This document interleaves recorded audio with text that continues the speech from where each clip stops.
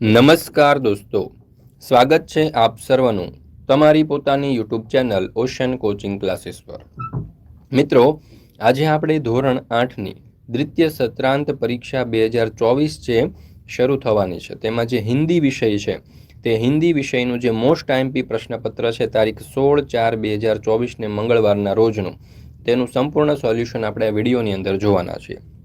મિત્રો, આપણી આ ચેનલ ઉપર ધોરણ 8ના બધા જ વિષયના દ્વિતીય સત્રાંત પરીક્ષા 2024ના મોસ્ટ આઈએમપી પ્રશ્નપત્ર, ગયા વર્ષના જૂના પ્રશ્નપત્ર અને આપણે અસાઇનમેન્ટ તૈયાર કરેલા છે બ્લુ પ્રિન્ટના આધારે, અધ્યયન નિષ્પત્તિના આધારે, તેના વિડીયો અને પીડીએફની લિંક તમને નીચે ડિસ્ક્રિપ્શન બોક્સની અંદર મળી જશે। તો જરૂરથી આ વિડીયો અને પીડીએફનો અભ્યાસ કરી લેજો। સાથે સાથે આપણા વોટ્સઅપ ગ્રુપમાં પણ જરૂરથી જોડાઈ જજો, જેથી કરીને આવનારા તમામ વિડીયો અને પીડીએફની લિંક તમને વોટ્સઅપ પર પ્રાપ્ત થતી રહે અને આ તમામ સોલ્યુશનનો તમે અભ્યાસ કરી શકો, જેથી કરીને દ્વિતીય સત્રાંત પરીક્ષા જે છે તેમાં સારામાં સારા માર્ક્સ તમે પ્રાપ્ત કરી શકો। અને સાથે સાથે તમારા દોસ્તો, મિત્રો, સગા સંબંધીઓ જેઓ પણ ધોરણ 3 થી 8માં અભ્યાસ કરતા હોય તે દરેકને આપણી આ ચેનલ અને એપ્લિકેશન વિશે જરૂરથી જાણ કરજો, જેથી કરીને તેઓ પણ આ સમગ્ર સોલ્યુશનનો અભ્યાસ કરી અને પરીક્ષામાં સારા માર્ક્સ પ્રાપ્ત કરી શકે। ચાલો તો શરૂ કરીએ આપણે ધોરણ 8નું આ જે હિન્દી વિષય છે તેનું જે દ્વિતીય સત્રાંત પરીક્ષા 2024 જે છે તેનું मोस्ट आईएमपी प्रश्नपत्र। एम प्रश्न नंबर 1, निम्नलिखित प्रश्नों के उत्तर 4-5 वाक्य में लिखिए जेना कुल 12 मार्क्स है। पहलो सवाल, पत्र लेखन के लिए ध्यान देने योग्य महत्वपूर्ण बातें लिखिए। तो पत्र में सबसे ऊपर बाईं ओर अपना पूरा पता और दिनांक लिखें। जिसे पत्र लिखना हो उसके लिए बाईं ओर शिष्ट भाषा में संबोधन लिखें। इसके बाद पत्र के मुख्य क्लेवर में विषय वस्तु प्रस्तुत करें। पत्र के अंत में नीचे बाईं ओर पत्र लिखने वाला अपना संबंध और नाम लिखे। पत्र में मित्र या सखी या अपने से छोटे के लिए तुम सर्वनाम तथा अपने से बड़ों के लिए आप सर्वनाम का प्रयोग करें। पत्र अधिक लंबा न हो और उसमें आवश्यक बातें ही लिखी जाए। पत्र में बोलचाल की सरल भाषा का प्रयोग करना चाहिए। बीजो सवाल, कच्छ के ऐतिहासिक स्थल के बारे में 4-5 वाक्य लिखिए। सामखियाली के उत्तर में धोलावीरा एक ऐतिहासिक स्थान है। यहाँ भारत की अति प्राचीन मोहेंजोदड़ो संस्कृति के अवशेष पाए जाते हैं। लखपत गुरु नानक की स्मृति से जुड़ा प्राचीन स्थल है। किसी समय यह एक समृद्ध नगर था। यहाँ का किला पुराने इतिहास की याद दिलाता है। तीजो सवाल, दोहे, इकाई के दोहे में से आप कौन से सद्गुण ग्रहण करेंगे। इस इकाई में संत कबीर, कवि रहीम और संत तुलसीदास के दोहे दिए गए हैं। कबीर की सीख है कि हम आवश्यकता से अधिक पाने की इच्छा न रखें। जो भी काम करे सोच समझ कर करें। अपने मुख से अपनी प्रशंसा करने से बचे। बिना स्वार्थ के सबका भला चाहे। रहीम जी सीख देते हैं कि हम दूसरों से कुछ भी न मांगे, अपने स्वभाव को हमेशा उत्तम बनाए रखें। तुलसीदास जी प्रेम को धन से अधिक महत्व देते हैं। वे विद्या धन पाने के लिए परिश्रम करना जरूरी समझते हैं। इस प्रकार इस इकाई के दोहे से हम दान, प्रियता, संतोष, समानता, सत्संग, विनम्रता, परिश्रम, प्रेम पूर्ण आतिथ्य आदि सद्गुण सीखते हैं। चौथो सवाल, समुद्र ने कैसा रूप धारण किया है। समुद्र में बड़े जोर का तूफान आया है। उसे देखकर ऐसा लगता है जैसे वह जहर उगल रहा हो। समुद्र से लहरें इस प्रकार उठ रही है जैसे वे मांझी की नाव को निगल जाएंगी। तूफानी समुद्र ऐसा लग रहा है जैसे उसका सामना कोई नहीं कर सकता। सागर के ज्वर ने बड़ी कठिन परिस्थितियां पैदा कर दी है। तूफानी समुद्र आज अपनी असीम शक्ति दिखाने पर तुला हुआ है। उसकी लहरों ने जैसे मनुष्य को पराजित करने की ठान ली है। इस प्रकार समुद्र ने बड़ा उग्र रूप धारण किया है। प्रश्न नंबर 2, सही विकल्प चुनकर उत्तर लिखिए जेना कुल 5 मार्क्स है। एम पहलू, मंदिर, मस्जिद, गिरजाघर बनाने का मतलब है। तो जवाब आवश्य विकल्प क, भगवान का बंटवारा करना। बीजू, विद्या भी एक धन है क्योंकि। जवाब आवश्य विकल्प ब, वह उद्यम करने पर ही प्राप्त होती है। त्रीजू, बाबा भारती फूले नहीं समाते थे क्योंकि। तो जवाब आवश्य विकल्प ब, सुल्तान के रूप, रंग और चाल पर वे मुग्ध थे। चौथुं, जहाँ ज्यादा बारिश होती है वहाँ क्या पाया जाता है। तो जवाब आवश्य विकल्प क, छाता। पांचवुं, चूहा हाथी की लुंगी से क्या लगाएगा। तो जवाब आवश्य विकल्प बी, तंबू। प्रश्न नंबर 3, बीमारी के कारण अवकाश के लिए कक्षा शिक्षक को पत्र लिखिए। 25 आशा सदन, महात्मा गांधी मार्ग, राजकोट। तारीख लखवानी थशे। पछी आदरणीय गुरुवर, कक्षा 8 ब। कल शाम मुझे जोर की ठंड लगकर बुखार आ गया, डॉक्टर को दिखाया। उन्होंने बताया कि यह मलेरिया बुखार है और इसका कुछ दिन तक ठीक ढंग से उपचार करना होगा। स्वस्थ होने में कम से कम 1 सप्ताह तो लग ही जाएगा। अतएव आपसे प्रार्थना है कि मुझे 1 सप्ताह का अवकाश प्रदान करें। इस बीच मेरी पढ़ाई का जो नुकसान होगा मैं स्वस्थ होते ही उसकी पूर्ति कर लूँगा। आपका आज्ञाकारी शिष्य महिपाल रांदेरिया, कक्षा 8ब। प्रश्न नंबर 4 उपसर्ग लगाकर नए शब्द लिखिए જેના કુલ 3 માર્ક છે। એમાં દિન તો પ્રતિ વત્તા દિન એટલે પ્રતિદિન, જલ એટલે કે નીર વત્તા જલ તો નિર્જલ, દોષ એટલે કે નીર વત્તા દોષ એટલે કે નિર્દોષ। प्रत्यय लगाकर नए शब्द लिखिए। भूत तो भूतनाथ, मनुष्य तो मनुष्यता, समाज तो सामाजिक। प्रश्न नंबर 5 निम्नलिखित वाक्यों में प्रयुक्त अव्यय और उसका प्रकार लिखिए। अथर्व झटपट तैयार हो गया तो झटपट यानी कि क्रिया विशेषण अव्यय। आज विपुल की जगह दर्शन खेलेगा तो आज नु थशे क्रिया विशेषण अवयव। स्मिता, वैशाली और वंदिता गांधीनगर गए तो यहाँ और एटले के थशे समुच्च बोधक अव्यय। चौथुं अरे क्या बात करते हो तो अरे एटले के विस्मयादि बोधक अव्यय। आज मैंने बहुत कम खाना खाया तो आज नु थशे क्रिया विशेषण अव्यय। प्रश्न नंबर 6 निम्नलिखित शब्दों को शब्दकोश के क्रम में रखिए जेना कुल 4 मार्क है। हमदर्द, संग्राम, महकना ने शायर तो महकना, शायर, संग्राम ने हमदर्द। प्रश्न नंबर 7 लिंग परिवर्तन करके उसका वाक्य में प्रयोग कीजिए जेना कुल 5 मार्क है। धोबीनु थशे धोबीन तो धोबीन कपड़े धो रही थी। विद्वान थशे विदुषी तो विदुषी ने एक शानदार भाषण दिया। बूढ़ा थशे बूढ़ी तो बूढ़ी औरत सड़क किनारे बैठी थी। पंडित थशे पंडिताइन અને વાક્ય બનશે મંદિર की पंडिताइन अच्छी है।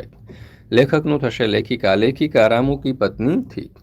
प्रश्न नंबर 8 निम्नलिखित परिच्छेद का मातृभाषा में से हिंदी में अनुवाद कीजिए जेना कुल 6 मार्क है। रमेश कहे આવી જિંદગી કરતા તો મોત સારું। અચાનક યમદૂત આવી ગયા અને બોલ્યા તારો જીવ લેવા માટે મને આદેશ મળેલો છે। રમેશ કહે લો બોલું। હવે તો માણસ મજાક પણ નહીં કરી શકે, શું બોલતા પહેલા વિચાર કરીને બોલવું। હવે એનું આ પ્રમાણે થશે જો रमेश कहता है ऐसी जिंदगी से तो मौत अच्छी। अचानक यमदूत आ गया और बोला तुम्हारे प्राण लेने के लिए मुझे आदेश मिले हैं। रमेश कहिए अब तो आदमी मजाक भी नहीं कर सकेगा क्या, बोलने से पहले सोचो। ત્યાર પછી निम्नलिखित परिच्छेद का हिंदी में से मातृभाषा में अनुवाद कीजिए जेना कुल 6 मार्क है। तो अहींया તમે જોઈ શકો છો કે આપણને પેરેગ્રાફ આપવામાં આવેલો છે હિન્દીમાં, એનું ગુજરાતી આપણે કરવાનું છે। તો આજે 17મી સપ્ટેમ્બર 2023 મને રાત્રે ઊંઘ આવી રહી હતી। ખુશીની કોઈ સીમા નહોતી। સવાર થવાની રાહ જોતો હતો। શાળાએ ફરવા જવાના આનંદની કલ્પના કરતા હું સૂઈ ગયો। વહેલી સવારે 4 વાગે એલાર્મ વાગ્યું અને માતાનો અવાજ આવ્યો રાકેશ ઉઠ 4 વાગ્યા છે। હું આનંદ અને ઉત્સાહથી જાગી ગયો। પ્રશ્ન નંબર 9 રૂપરેખા કે આધાર પર કહાની લીખીએ જેના કુલ 7 માર્ક છે। અહીંયા તમે જોઈ શકો છો કે આપણને કેટલાક મુદ્દાઓ આપવામાં આવેલા છે। મુદ્દાઓને આધારે આપણે અહીંયા કહાની લખવાની છે। તો આ પ્રમાણે લખી શકીએ। એક કંજૂસ था, उसके पास सोने की बहुत अशरफिया थी। उसने वे अशरफिया एक बक्से में रखी थी। अशरफियों की चिंता उसे रात को सोने भी नहीं देती थी, इसलिए उसने उन्हें खेत में गाड़ रखा था। वह रोज रात को जाता, जमीन में से बक्सा निकालता और अशरफियों को एक एक कर गिनता था। सारी अशरफिया सुरक्षित देखकर ही उसे चैन पड़ता था। एक दिन उसे अशरफियों को गिनते हुए एक चोर ने देख लिया। कंजूस जब अशरफिया गिनकर और बक्से को जमीन में गाड़कर चला गया, तब चोर ने सारी अशरफियाँ निकाल ली और बक्से में पत्थर के टुकड़े भरकर उसे जमीन में गाड़ दिया। अगली रात बक्से में अशरफियों के बदले पत्थर के टुकड़े देखकर कंजूस के होश उड़ गए। वह फुट फुट कर रोने लगा। उसे रोते देखकर पड़ोस के खेत के बूढ़े मालिक ने उससे कहा, बक्से में रखी अशरफियाँ तुम्हारे किसी काम की नहीं थी, केवल गिनने के काम ही आती थी।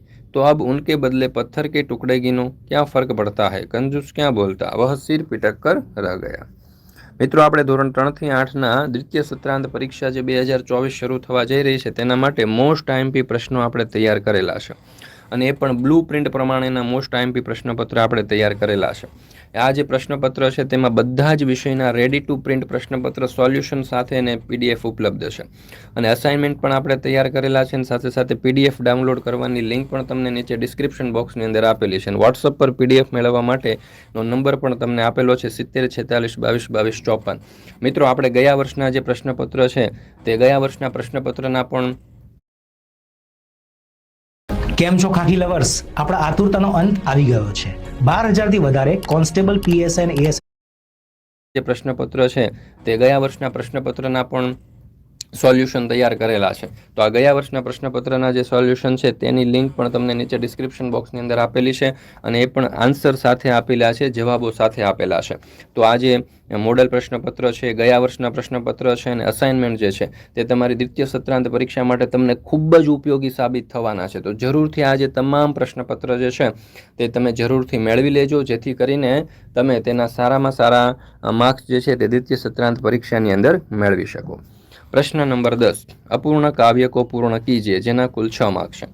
मंदिर मस्जिद गिरजाधर ने बांट लिया भगवान को, धरती बांटी सागर बांटा मत बांटो इंसान को, अभी राह तो शुरू हुई है मंजिल बैठी दूर है, उजियाला महलों में बंदी हर दीपक मजबूर है। प्रश्न नंबर 11, नीचे दिए गए विषय में से एक विषय पर निबंध लिखिए, जेना कुल 8 मार्क्स है। पहलो, मेरा प्रिय नेता। तो भारत नेताओं की भूमि है। गोखले, तिलक, महात्मा गांधी, सुभाष चंद्र बोस, सरदार पटेल, पंडित नेहरू, लाल बहादुर शास्त्री आदि अनेक नेताओं के नाम भारत के इतिहास में अमर हो गए हैं। यद्यपि सभी नेताओं के प्रति मेरे मन में आदर है, पर राष्ट्रपिता महात्मा गांधी मेरे सबसे अधिक आदरणीय और प्रिय नेता हैं। गांधी जी का जन्म गुजरात के पोरबंदर नगर में सन 1869 की 2 अक्टूबर को हुआ था। उनके पिता का नाम करमचंद गांधी और माता का नाम पुतलीबाई था। स्वदेश में पढ़ाई पूरी करने के बाद वे विदेश गए और बैरिस्टर बनकर भारत लौटे। इसके बाद वे दक्षिण अफ्रीका चले गए। वहां भारतीयों के अधिकारों की रक्षा के लिए उन्होंने अहिंसक सत्याग्रह किया और उसमें सफलता प्राप्त की। इसके बाद स्वदेश आकर उन्होंने भारत की आज़ादी के लिए अहिंसात्मक आंदोलन चलाए। उनके भगीरथ प्रयत्नों से भारत की जनता जागृत हुई। उनकी पुकार जनता की पुकार बनी। उन्होंने भारत को स्वाधीनता दिलाकर ही चैन की सांस ली। सचमुच गांधी जी एक आदर्श लोक नेता थे। गांधी जी ने नए समाज की नींव डाली थी। उन्होंने तकली और चरखे द्वारा गरीब भारतवासियों की रोजी रोटी की समस्या हल करने की कोशिश की। उन्होंने अछूतों और मजदूरों का उद्धार किया था। शराबबंदी, निरक्षरता निवारण, स्त्री शिक्षा, ग्रामोद्धार आदि के लिए उन्होंने जी तोड़ प्रयत्न किए थे। देशवासियों के कल्याण के लिए वे जीवन भर प्रयत्नशील रहे। गांधी जी सत्य, अहिंसा और प्रेम के पुजारी थे। वे वास्तव में भारत की गरीब जनता के सच्चे प्रतिनिधि थे। वे सही अर्थ में बापू थे। वे दया और क्षमा के अवतार थे। उन्होंने नए भारत का निर्माण किया, इसलिए वे भारत के राष्ट्रपिता के रूप में प्रसिद्ध हुए हैं। ऐसे युग निर्माता महापुरुष महात्मा गांधी मेरे प्रिय नेता है। ત્યાર પછી બીજો નિબંધ આપણને આપેલો છે मेरा प्रिय त्योहार। तो होली मेरा प्रिय त्योहार है। होली हमारे देश का एक प्रमुख त्योहार है। यह त्योहार फाल्गुन मास में शुक्ल पक्ष की पूर्णिमा को मनाया जाता है। होली के बारे में भक्त प्रहलाद की कथा प्रचलित है। प्रहलाद के पिता हिरण्यकश्यपु एक नास्तिक व्यक्ति थे, जबकि पुत्र प्रहलाद भगवान विष्णु का भक्त था। यह बात हिरण्यकश्यपु को पसंद नहीं थी, इसलिए उसने प्रहलाद को आग में जला देने का निश्चय किया। हिरण्यकश्यपु की बहन होलिका को वरदान मिला हुआ था, जिससे आग उसको नहीं जला सकती थी। भाई के आदेश पर होलिका प्रहलाद को गोद में लेकर आग में बैठ गई। लेकिन होलिका आग में भस्म हो गई और प्रहलाद बच गया। आसुरी शक्ति पर देवी शक्ति की विजय हुई। लोगों में आनंद छा गया। तभी से होलिकोत्सव का प्रारंभ हुआ। कुछ लोग होली को रबी की फसल का त्योहार मानते हैं। उसके मतानुसार अच्छी फसल होने की खुशी में यह त्योहार मनाया जाता है। होली के त्योहार की तैयारियां कई दिन पहले से शुरू हो जाती है। दुकानें रंगों एवं पिचकारियों से सजाई जाती है। होली जलाने के लिए लकड़ियां इकट्ठी की जाती हैं। पूर्णिमा को शाम के समय होली जलाई जाती है। सुहागन स्त्रियां नारियल, कुमकुम, चावल और नए अनाज से होली की पूजा करती है। बच्चे, बूढ़े, नवयुवक सभी उत्साह में आकर गाने बजाने तथा नाचने लगते हैं। होली के दूसरे दिन धुलेंडी मनाई जाती है। इस दिन खूब रंग गुलाल उड़ते हैं। लोग एक दूसरे पर रंग छिड़कते हैं। लोग प्रेम से एक दूसरे से गले मिलते हैं। होली के उत्सव में जाति पाति और धर्म का भेदभाव मिट जाता है। होली के साथ कुछ हानिकारक परंपराएं भी जुड़ी हुई है। होली के अवसर पर कुछ लोग भय गीत गाते हैं। कुछ लोग रंग के बजाय एक दूसरे पर कीचड़ डालते हैं।